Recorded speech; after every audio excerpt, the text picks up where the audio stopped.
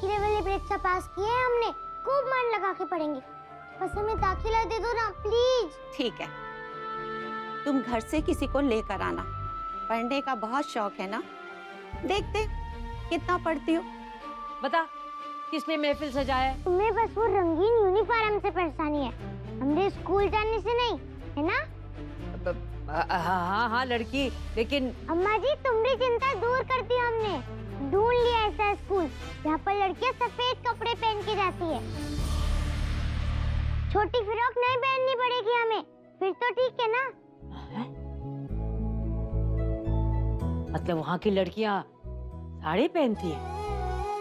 साड़ी नहीं, वो लंबा सा कुर्ता और उसके नीचे क्या होता है? हाँ सलवार, और ऊपर से दुपट्टा भी। टोपी का फीता भी सफेद और जूते भी सफेद, कोई रंग नहीं।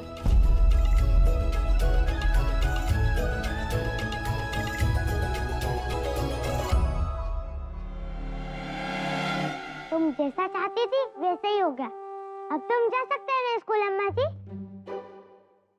अब तो तुम नहीं रोकोगी ना हमें?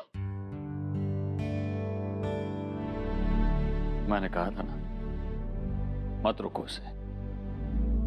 गंगा किसी के कहने से नहीं रुकेगी, उसने अपना रास्ता तलाश कर लिया। माँ जी,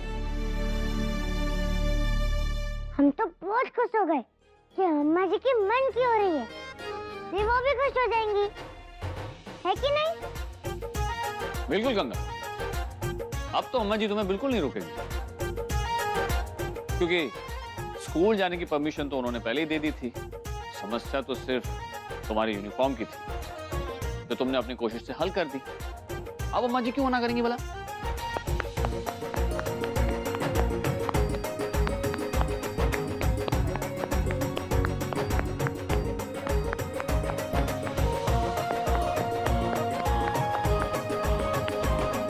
देखा, जानते थे हम, सब ठीक हो जाएगा। अम्मा जी गुस्सा भी नहीं होंगे और हमारा काम भी हो जाएगा। थैंक यू सागर।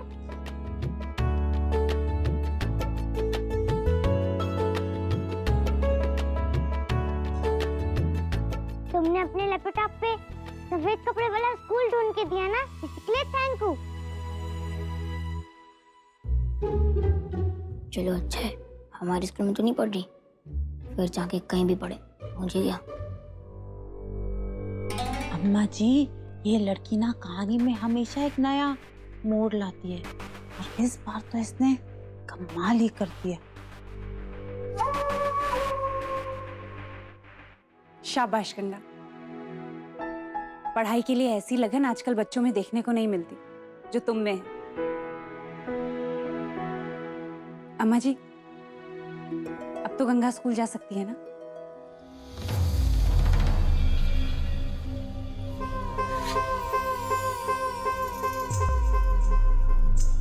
ये लड़की तो मेरी भी अम्मा निकली, कितनी सफाई से मेरे किए कराए का सत्यानाश कर दिया, सिर्फ फंसा दिया है मुझे कि अब अपनी बात से मुकर भी नहीं सकती मैं। अरे मैं दुश्मन थोड़ी हूँ इसकी। अब कोई ऐसा स्कूल है जहाँ सारे बच्चे सफेद कपड़े पहनते तो। अम्मा जी, बात सिर्फ कपड़ों की नहीं है, खर्चा भी तो होगा, और इस महंगाई के जमाने में दूसरे खर्चों के साथ इसके स्कूल की फीस भी देनी पड़ेगी। सोचिए। खर्चे की चिंता मत करो प्रभा मामी।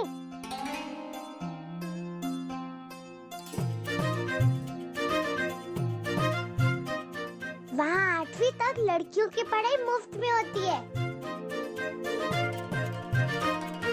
कोई फीस देनी नहीं पड़ेगी, सारी पढ़ाई बिना पैसे की।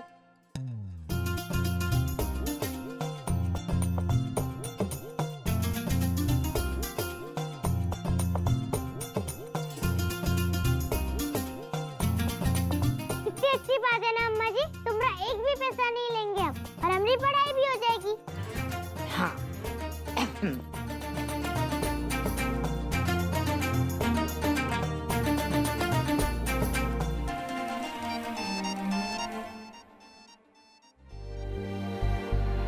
खुश रहो गंगा, खूब खूब तरक्की करो।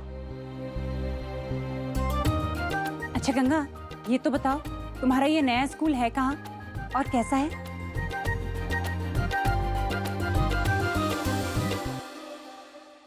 गंगा की सबसे बड़ी ताकत है उसका आत्मविश्वास।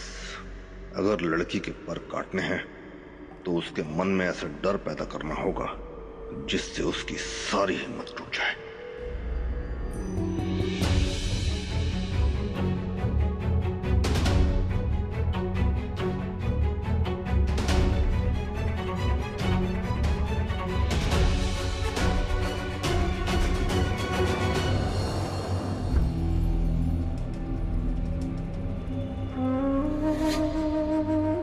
तुम जैसा चाहती थी वैसे ही हो गया। अब तुम जा सकते हैं ना स्कूल अम्मा जी। अब तो तुम नहीं रोकोगी ना हमें?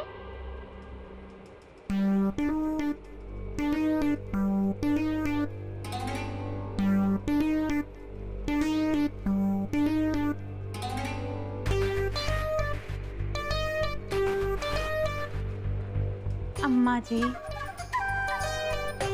क्यों अपसेट है आप? बिल्कुल चिंता मत करिए। आप ही तो कहती थी अब पछताए होत क्या जब चिड़िया चुग गई खेत। पर यहाँ तो मामला उल्टा है ना अम्मा जी। यहाँ तो आपने चिड़िया को खुद न्योता दिया कि कम चिड़िया कम, आओ और मेरे खेत को बर्बाद कर दो। पर अम्मा जी फिक्र मत करो, सब ठीक हो जाएगा। मैंने तुझे हमदर्दी जताने को नहीं कहा था और ना ही सलाह मांगने, तो फिर क्यों चली आई तू यहाँ चले पे नमक छिड़कने? अम्मा जी आप है ना गलत समझ रही है। मैं तो आप बस रतन की बहू बस, तेरे नस नस को मैं पहचानती हूँ। बहुत कर ली बकवास तूने। जा यहाँ से, मुझे अकेला छोड़ दे।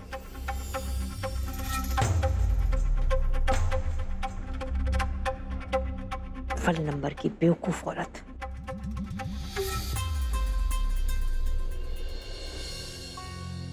पेशे से वकील हूं, एक तरफा बात सुनकर तसल्ली नहीं होती मुझे। दोनों पक्ष की बातों को सुनना जरूरी है।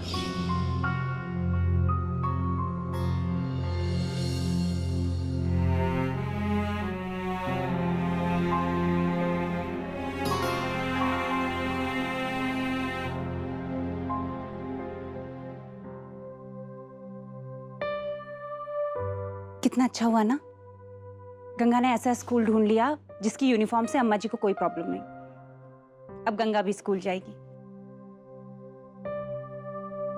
आपको किसी केस पे काम करना था ना? ओमकार भाई साहब की बात को लेके परेशान है ना अब तक?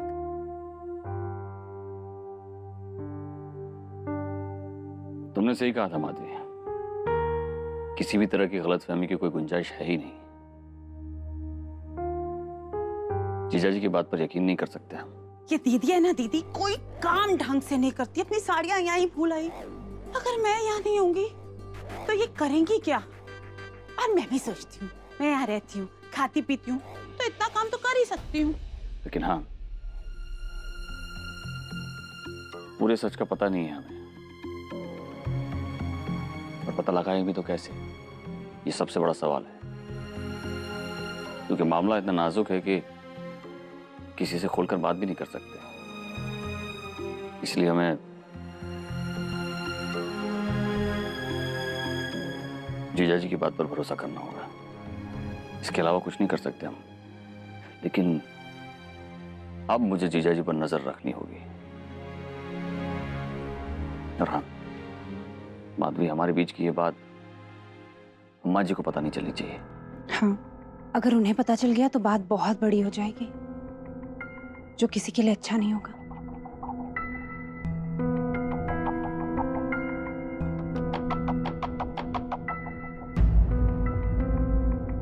ऐसा क्या है जो अम्मा जी को पता नहीं चलना चाहिए, वो भी ओमकार भाई साहब के बारे में?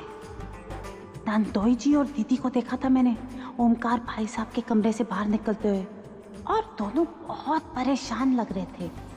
और उसके बाद ओमकार भाई साहब का मूड भी ऑफ लग रहा है। दाल में कुछ काला है, पता करना पड़ेगा। जरूर वो मंदिर वाली बात गंगा ने सलज जी को बताई होगी, तभी सलज जी आश्रम में हमारा पीछा करते हुए वहां तक पहुंची जहां हम सुधा से बात कर रहे थे। और फिर उसी बात को लेकर साले बाबू ने हमें आज कटघरे में खड़ा कर दिया। सारे फसाद की जड़ वो गंगा ही है। कोशिश कीजिएगा कि आइंदा से कभी भी किसी को भी इस तरह की कोई गलत फहमी ना हो। आज हम पर से साले बाबू का विश्वास डगमगा गया। अगली बार उन्हें अपनी बातों में बहलाना आसान नहीं होगा, मानेंगे नहीं आसानी से। वकील जो हैं, उस पराई लड़की को सर पे चढ़ा रखा है, उसकी हर बात मानेंगे, हमारी एक बात नहीं सुनेंगे।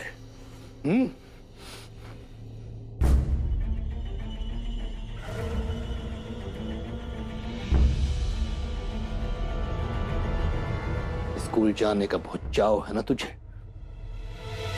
दाखिला पाकर बहुत उछल रही है ना खुशी से? रुक रुक, तेरी सारी खुशी को तहस नहस कर देंगे हम। इस गंगा नाम की मुसीबत का कुछ तो हल निकालना होगा।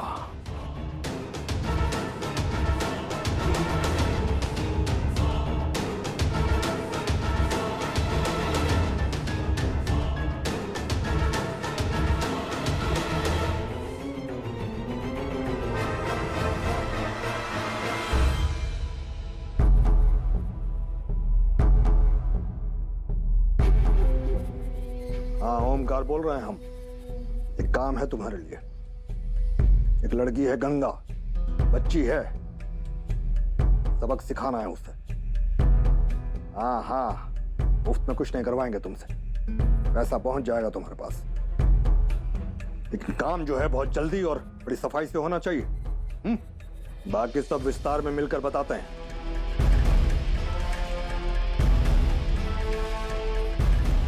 एक बार ये गंगा हमारे रास्ते से हट जाए,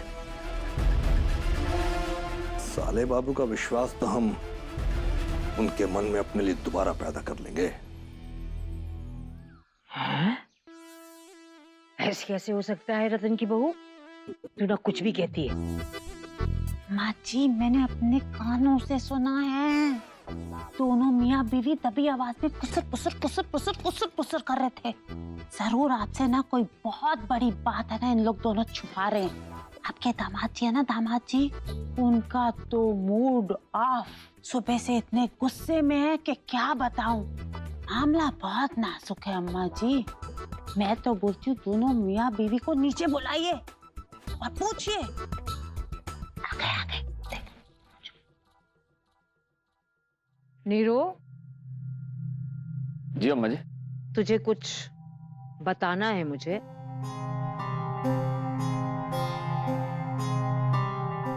जब तक जीजा जी का सच सामने नहीं आ जाता, मुझे अम्मा जी को कुछ बताना नहीं चाहिए। नहीं अम्मा जी, ऐसा कुछ नहीं है।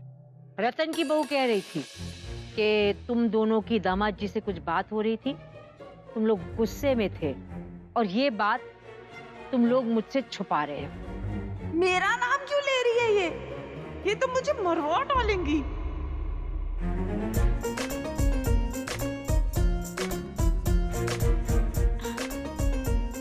मैंने कुछ नहीं बोला, मतलब कि वो मैं ना दीदी के कपड़े लेके वहाँ और मेरे कान में बात पड़ गई तो मुझे टेंशन हो गई।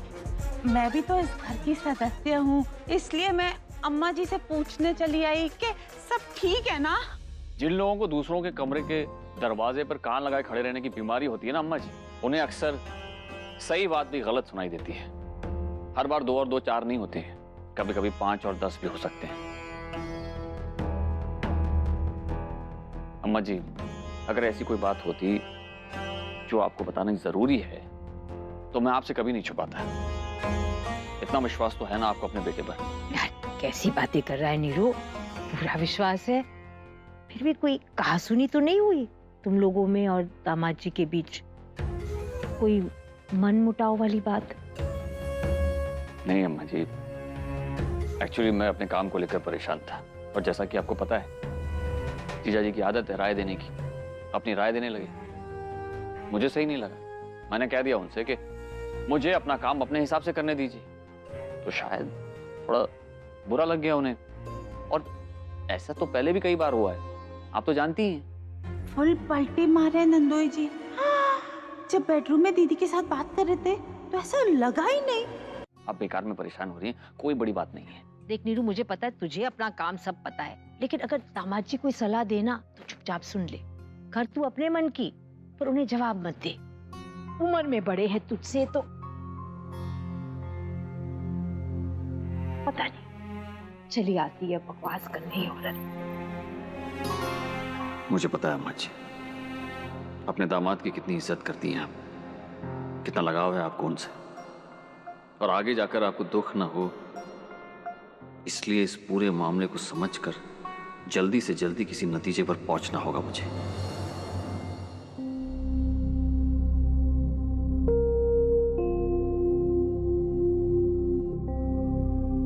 प्रभा प्लीज आगे से ऐसा मत करना।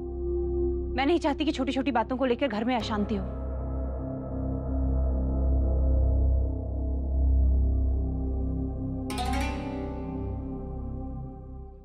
आ गई मेरी बॉल।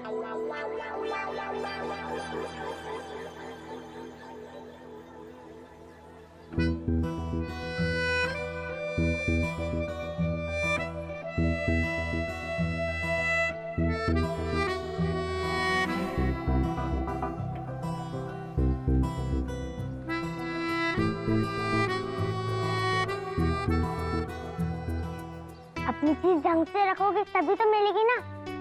तुम्हारे कमरे में पड़ी थी। तुम तो बहुत खुश होगी ना, अब स्कूल जाएगी, है ना?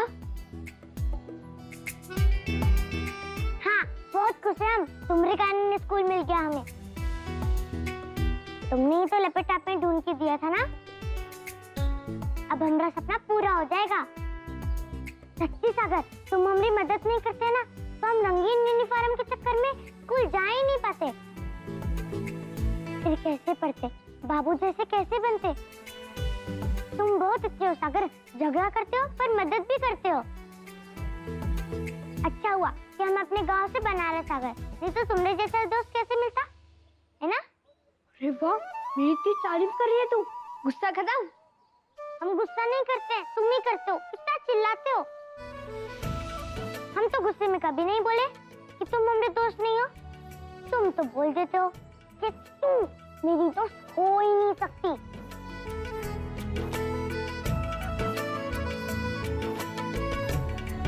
एक बात बोले, तुम्हारे साथ हमारी दोस्ती एकदम पक्की है, कभी नहीं टूटेगी। कुछ भी हो जाए हम हमेशा तुम्हारे साथ रहेंगे, तुम्हारी मदद करेंगे। आज तुमने हमारी मदद की है। वैसे तो सागर ने तेरे लिए सफेद यूनिफॉर्म वाली स्कूल ढूंढी ना। फिर तो सागर तुझे सबसे बड़ा वाला थैंक यू। इतना अच्छा काम किया तूने।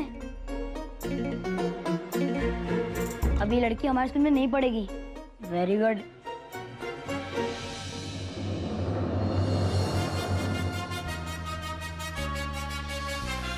हमारा स्कूल जैसा नहीं है, लेकिन बहुत अच्छा है।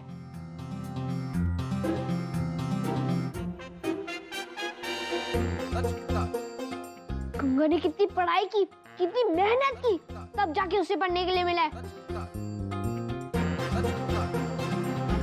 इसीलिए गंगा से तमीज से बात करना, रिस्पेक्ट से। लेकिन हिंदी मीडियम में पढ़ेगी ना, माँ थोड़ी ना इंग्लिश। तुम भी तो हिंदी में बोल रहे हो, और हिंदी बोलने में काहे की शर्म? हमारे देश की भाषा है ये। पता है कितने बड़े बड़े लोग हैं जो हिंदी में बोलते थे। गांधी जी, नेहरू चाचा, भगत सिंह, सुखदेव, ये सब अंग्रेजी में बोलते थे का? तुझे इन सब के बारे में कैसे पता चला? अभी दाखिले वाली परीक्षा के लिए इतिहास भी तो पढ़ा था ना हमने। चलना सागर, चलिए क्रिकेट खेलते हैं। गंगा, तूने मेरे लिए बहुत दिनों से बॉलिंग नहीं की ना। चल अब खेलते हैं। ये ले।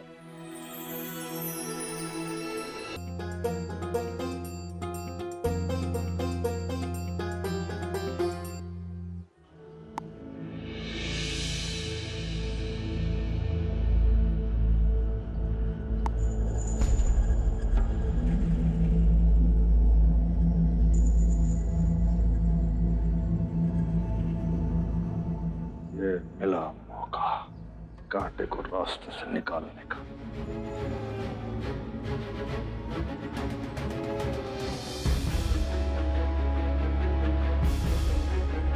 ओमकार बोल रहा है, इससे बढ़िया मौका मिलेगा नहीं। तैयार हो? ठीक है।